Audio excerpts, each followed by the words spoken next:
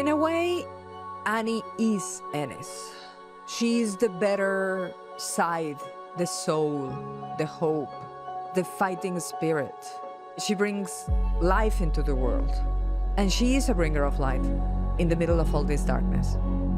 It just can feel so lonely. It feels like you're bearing the weight of so much history, and the stakes are so high when it comes to our culture and comes to our communities. While I'm grateful for that purpose now as a young person, it can feel suffocating.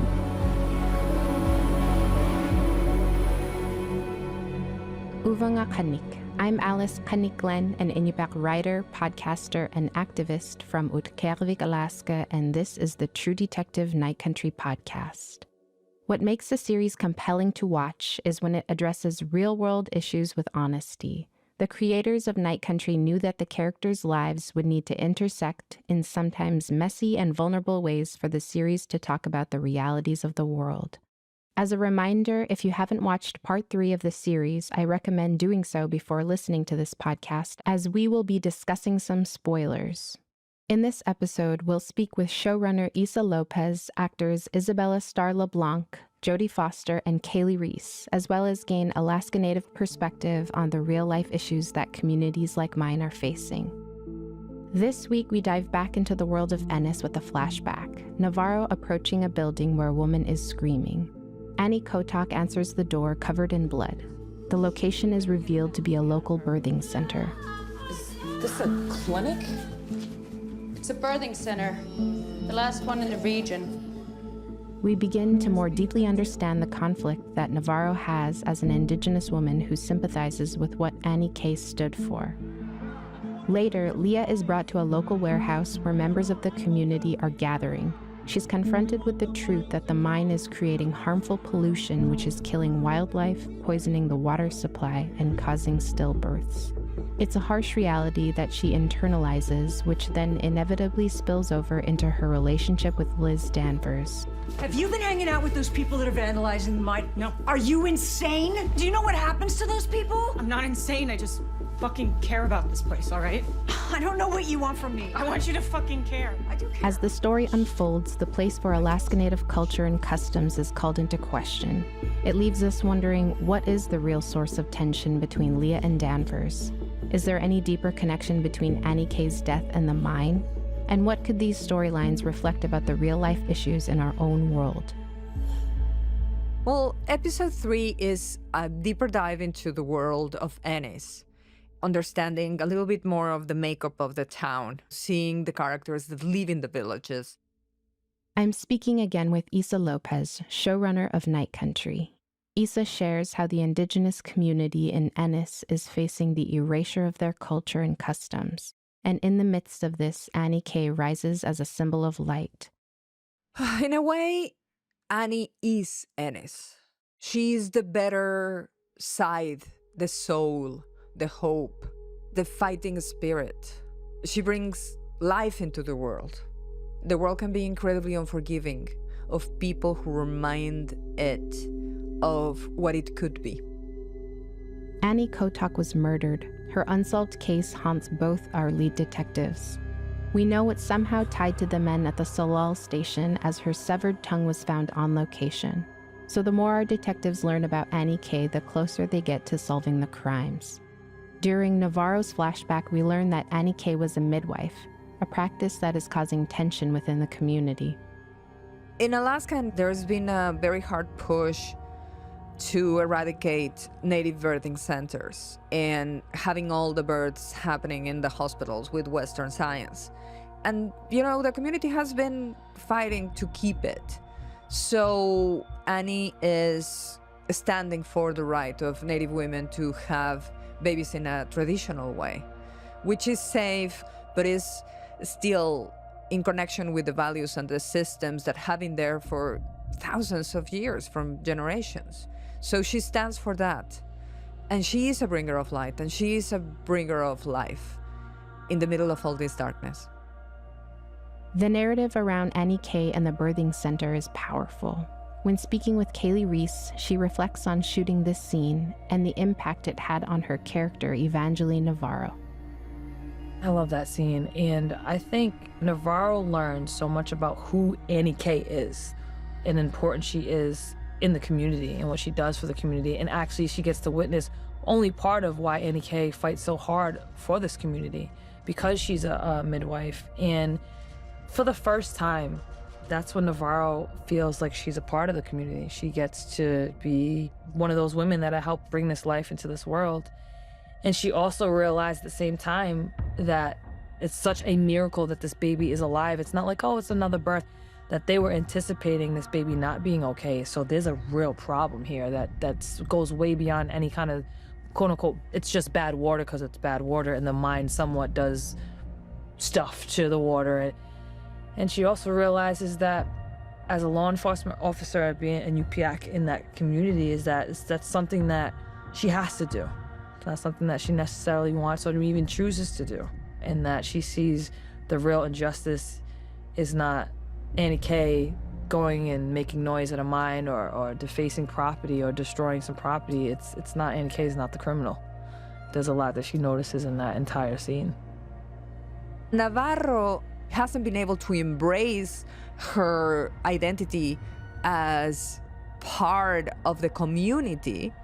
She hasn't been able to completely understand what's going on, but she feels for Annie, and she believes in what Annie believed. And she's angry at the system sustained by the mine and all that universe that destroyed her.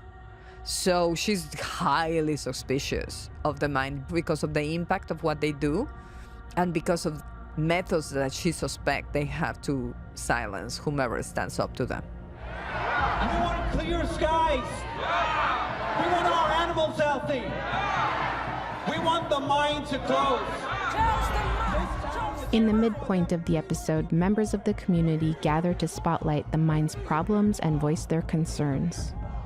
You see how the community is organizing in a protest against what is happening with the mine pollution. So you get a better sense of the town. And the episode itself starts with a birthing scene, which is, in a way, the mirror image of the funeral scene that you will have later. So it's all about understanding that other side of Ennis, the indigenous side of Ennis, and the real needing of the community. We've been going through Salal and the police station, the white side of Ennis, and now we're going through the experience of the native side of Ennis. Leah wanders into this assembly. She's aware of Liz Danvers' stance that the mine is a lifeline for jobs and fuels the economy. Yet it's in the heart of this assembly that Leah's internal struggle catches fire. What side will she choose? Leah had a mother that disappeared from her life, and when Leah was very little, that's when her father and Danvers got together. And then the father died. So Leah and Danvers end up together, and they do love each other. But Danvers is unable to express how she feels about her, but she cares deeply. So it's a complicated relationship. And Leah, she's just looking for a connection. She does love Danvers and believes in her. And in a truly mature way, she's waiting for the moment when finally Danvers can show up for her. When writing the characters of Leah and Danvers, Issa knew that there would be a complexity in their relationship. Leah is indigenous, Danvers is not. Leah wants to deepen her native roots, but Danvers is becoming fearful of what that really means. Leah is young and exploring her place in the world, while Danvers is settled in her ways. You may remember from part 2 of the series that as Leah begins to carve out her own identity, she experiments with wearing traditional face tattoos, a decision that sparks friction with Danvers. When we spoke, Jody offered some insight. You know, she's raised by a white lady and who isn't very interested or keen on the heritage stuff, who's maybe even trying to suppress it a little bit because there are memories of her husband and her son. And Leah is just at that age where she needs to separate from her mom and she needs to discover herself and discover her heritage. One day, the elder has her take a look at the facial tattoos. And so she, as Danvers comes to pick her up, She turns around and she sees that she has these tattoo lines drawn on her face, and she just sees red. She just has a reaction. She's like, wipe that off, get that off of yourself. And she yells at the elder, which is, of course, something you should never do. She's trying to control her daughter because she sees her embracing her heritage as her putting herself in danger. She has implicit bias, and there's a part of her that's racist that can't help it and think that, if you embrace your heritage, then next thing you know, maybe you'll be stuck in a small town in northern Alaska, and maybe you'll be working at a laundromat. Maybe you won't, quote unquote, succeed. So as a person who has read and who has learned a lot about our history, about Native history, of course, I feel very offended by this. I feel offended by Danvers, but I also really understand her. I feel like even as a mother, I've just reacted by not understanding the impulses of my kids and wanting to keep them safe, and somehow associating them embracing their culture in some ways as a danger. To discerning viewers, it's evident that Danvers' apprehensions about Leah point to something much more complex than embracing her Native heritage. She's beginning to realize that Leah is finding her voice as a protector within her community. Well, she's terrified because she's starting to see Annie in her. But she can't say that. I don't know even if she knows it completely, and she can verbalize it. So she reacts under the idea of, you cannot tattoo your face, that's not okay, because you're a child and you're going to be sorry later, which is a very, very backwards way of thinking. Instead of just voicing, I'm worried that you're becoming a woman that was killed for her beliefs. And I'm scared for you because I've lost everyone else. And I love you.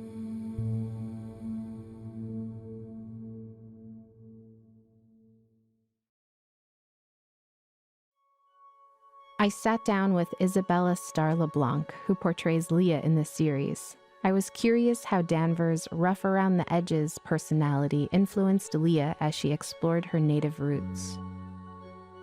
My name is Isabella Star LaBlanc. I'm a Sisituan Wapetuan Dakota actor from Minneapolis, Minnesota. There's a lot going on here in this young person. I was just really struck by how rich they made her inner world and how much they made space for her to grow and to learn and to really find herself. The tattoos, the cocknate, it was such a big part of Leah's story that I felt like I got to learn so much through her and through these folks that I was hanging out with who have the traditional tattoos. And I think I learned about myself as an Indigenous woman and my own relationship to womanhood through these practices. I really think that Leah's journey with her traditional tattoos are so beautiful, and that I think at the beginning she's called to them because it's like a way to reconnect with community, and it's a way to feel closer to her heritage. I just feel like it's such a beautiful a reclamation of culture, but it's also like traditionally a way to signify like what matters to you, where you hold your power, where you come from. And I think that it was so special to get to go on that journey with Leah. She's finding herself, and she's finding her voice, and she's finding the will to stand up to what's happening in town. And she's having a journey of discovery of herself and of the world she's in, and of the link between her and that world, and understanding that she belongs. From the moment she read the script, Isabella connected with Leah and identified with her struggles as an Indigenous woman. She reflected on the feelings that this role evoked in her personally. I felt like she was so human in a beautiful way. And I was just really struck by, the depth that Leah has. You can tell that, she's young and she's figuring things out, but she's like really a river that runs deep. I remember it just sometimes can feel so lonely. It feels like you're like bearing the weight of so much history, and the stakes are so high when it comes to our culture and comes to our communities. And I remember just feeling all of that pressure and While I'm grateful for that purpose now, as a young person, it can feel suffocating and it can feel terrifying. And you want to be taken care of, you want to be a kid, but you also feel like you have to be a grown-up. You have to fend for yourself, you have to take care of your community, all while you're just trying to figure out how to grow up and find yourself. There is a lot of complexity in Leah's character and around the internal struggle she's going through. I was curious what steps Isabella took in preparation of portraying a character like Leah. I've always felt like as an indigenous actor, like there's so much that we have in common, but I never want to take that for granted, and I never want to represent in a way that I don't know how to represent. Like, I mainly just tried to really listen and ask questions to the folks that I was on set with. Our producers, they were so wonderful and so supportive of me, and I felt so honored that they were trusting me in this way. And so I really spent the time, like, trying to be a listener and to be a relative to them. We know that the relationship between the mine and Ennis are tightly intertwined. In part 2, we saw a fight break out at Kavak's bar between the townspeople and miners as tensions start to mount. Hey, no, fuck you! Hey, come on, you think my kids don't drink the same water? Yeah. You mining people are poisoning your own kids! You take it. Some of the townspeople want the mine gone because of the dire effects it's having on the town's water. But the mine provides jobs and economic funding for this small, remote town. It points to the real natural resource exploitation that Alaska has faced for years.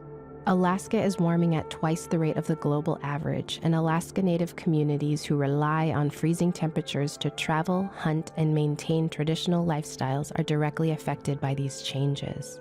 The economy in the Arctic is based on local resource development, which is unsustainable in the long run, but there isn't one solution to fix it all.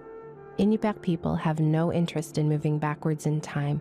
We just want to be able to sustain our connections and hunting practices in a modern world. It's complicated and nuanced, and so are the solutions for how to move forward. My name is Jenna Kunze. I spent some time working as a reporter in Alaska. I ended up in this small town working for a 2-person newspaper and found a grant to do climate change reporting through the Pulitzer Center, and it was like calling for journalists that lived in I first met Jenna in January 2020, just as the sun was returning after the polar night. We traveled to Tuurraq to document environmental changes in the Arctic and interview local residents about how Iñupiaq life has changed, a project called Alaskan Natives on the Frontline.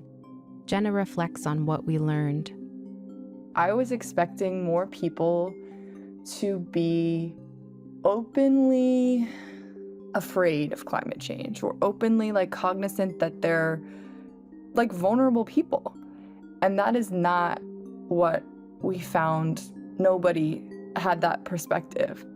Journalists don't have a good rep in the Arctic for valid reasons of just representing this community as on the brink of extinction, these words of loss and damage and disempowering language that represented the community as unwitting bystanders in their circumstance that had no control over their own future and that were destined for disaster.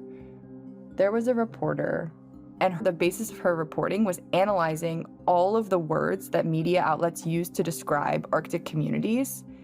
She found that when they are talking about humans, they're talking from a position of disempowerment. Words like loss and death and extinction are used. Reading that report while I was there and seeing that the narrative I was getting was different than the one I was reading was really mind-blowing for me. And I feel like there was a huge disconnect between what was being written and what was being lived. Scientists, meteorologists, and conservationists from around the world study changes in wildlife, weather patterns, and terrain, but largely fail to factor in the people that these changes would directly affect first. With this in mind, Jenna and I aim to cover the underreported story of what real people like myself were thinking and experiencing in their own words in their Arctic homeland. 2 of the questions that we asked everyone were, what has remained the same in your life and in your environment, and what has changed? The common thread that we heard from everyone, almost verbatim, was that despite the climate changing and despite the challenges that come with that, our people have been adapting and we will continue to adapt. We're not intimidated by climate change. The reason that was challenging was because that flew directly in the face with every other reported story from this part of the world. It's hard to hold those things true at once. These people have been adapting forever, and all of them benefit from resource extraction. Many of them directly support it. How do I reconcile that narrative with the fact that the world is warming?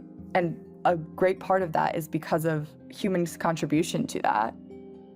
Jenna's observations reminded me of something that Issa shared during our conversation together. When I went to Alaska and I was talking to people there, one thing that was said very quickly to me and it stayed with me is Alaska is a place where people come to take stuff away and never return anything. So it was gold, and then it was whales, and now it's ore, and it's metals, and it's gas. And it's just constantly plundered, and just gives and gives and gives, and nothing comes back. You know, this has happened for centuries in the US, taking the land away from the native communities because it has resources. I come from a family of strong Inupiaq identity. I was taught that my ancestors come from not only Tuurraq, but all over the North Slope and Northwest region of Alaska. My sisters and I grew up knowing that traditional knowledge is science, and it sparked our collective love and yearning for science and higher education. My name is Roberta Tuurraq Glen Borade. I'm Inupiaq, I'm from Tuurraq, and I work at the University of Alaska Fairbanks. Roberta, my younger sister, works at AOK at the University of Alaska Fairbanks. And what's really unique and cool about AOK is we work with this network of Inupiaq observers to document changes, but also to elevate perspectives of people who are living with changes in the Arctic every day. In Arctic research or in the media, climate change in Alaska is framed by people who aren't familiar with Alaska Native communities. And so that story is getting told by people who are not familiar with the environment, with the people, or with the many cultures in Alaska. And we really make an effort to center and elevate the observers' voices because they are the foundation of our work. They really know what's happening, and they have lots of knowledge to share. The observers are hunters, they're whalers, they're leaders in their communities. They recognize that their observations can be used for decision-making or to further Arctic research. And so we work to connect their observations with federal agencies, Alaska Native organizations, wildlife co-management organizations. And so that's what our efforts are focusing on right now, is to continue to make observations, to support the next generation of indigenous scholars and leaders. Observers are documenting numerous impacts to the region. Unpredictability in the wind and ice creates dangerous conditions for hunters and fishermen. Adaptations in wildlife migration means changes to our hunting. Melting permafrost urges communities to consider relocation. The list goes on. The permafrost thaw is really big, and it's affecting communities not just on the coast, but even inland. And the thawing permafrost is also contributing to faster rates of erosion and land loss. All of the houses are built on stilts because of the permafrost that underlays the tundra beneath. And when you have thawing permafrost, that is impacting the foundation of buildings, the foundation on which homes are built, on which roads and other water and sewer infrastructure are built on, and all of the things that have been remained frozen for years and years are now starting to move around, and it's not something that communities had planned for. As we know it, life in the Arctic has always been challenging, so the Inupiaq story is one defined by adaptation. Despite the significant changes to our environment, we know there is a way forward. The answers to all challenges lie in awareness, understanding, and collaboration. We have different cultures, we have different local histories, we have different ways of thinking. And so I hope that people look at the work that we do with AOK and they make an effort to pay attention to local voices in their own work. If you are working with communities and all you focus on is all of the bad things that are happening, that doesn't help anyone. To frame climate change as this doom and gloom villain that is gonna take our people and our culture and our land away, it's not the way AOK communities are feeling. It's not that simple. The way forward lies in remembering that hope is real. I think for all of this work that has an undertone of negativity, the message of hope is an important one to suss out. We're strong people. We're still able to go out hunting. We're still able to catch animals. Yes, there are challenges, but we're still here. We're still in the Arctic and we have hope. We're strong people with strong ideas, and when we come together, we can accomplish great things. There's a push and pull that happens with issues like these. It's an internal struggle that many people feel. Issa linked this tension back to how Danvers and Leah ultimately see the dynamic around the mine. Danvers at some point goes like, what do you want me to do? I hate the mine because they're killing this town. I hate the protesters because if they stop the mine, then there's nothing, the community is over. So I hate everyone and I'm sick of everyone and I don't know what to do, which I think reflects a lot of the attitudes that we feel around us in this moment. And Leah, obviously, as happens with everyone in the world, I feel, that is the young generation, the one standing up and saying enough is enough. And she absolutely represents that. I am convinced that if we have any hope, it's in their hands. As an Inupiaq person, I often find myself feeling pressured to pick the right side in this climate debate. One of the biggest misconceptions about climate change in the Arctic is that conversations have to be pro this or anti that. But it's more complicated than that. The way Inupiaq people see it, caring about the land and wildlife should also mean caring about the indigenous people who inhabit the land. In the show, the tension between Annie K and the mine reflects an inner conflict some Inupiaq people face. It's a choice between protecting the environment and investing in the economy, the same clash we're seeing in Ennis. But Inupiaq people use money to buy gas to hunt caribou and use smartphones and GPS to navigate trails and monitor changing weather patterns. Are investing in the economy and protecting the environment mutually exclusive? Some Inupiaq people believe so, and some do not. In some ways, Annie K is Mother Earth, and the mine is the violent, destructive systems destroying her. Alaskan Native people are not a monolith, and climate adaptations look different from region to region, village to village, even person to person. Inupiaq people don't ask for special treatment, protection, or judgment on sustaining basic modern lives. We just ask for respect to make decisions for ourselves and to be given the same opportunities as all other Americans in the lower 48.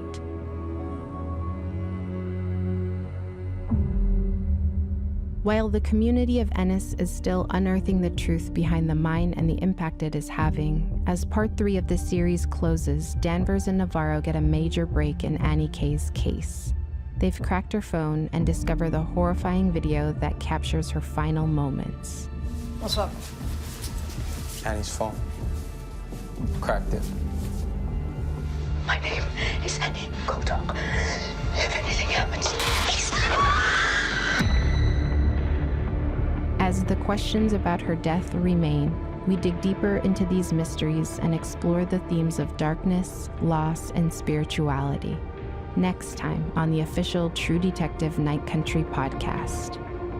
Episode 4 is The Dark Nights of the Soul, and it will tilt a little bit more heavily towards the spiritual and the horror side of the series.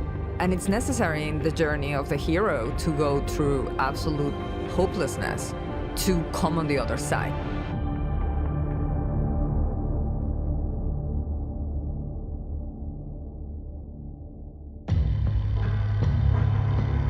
The True Detective Night Country podcast is produced by Tenderfoot Labs for HBO.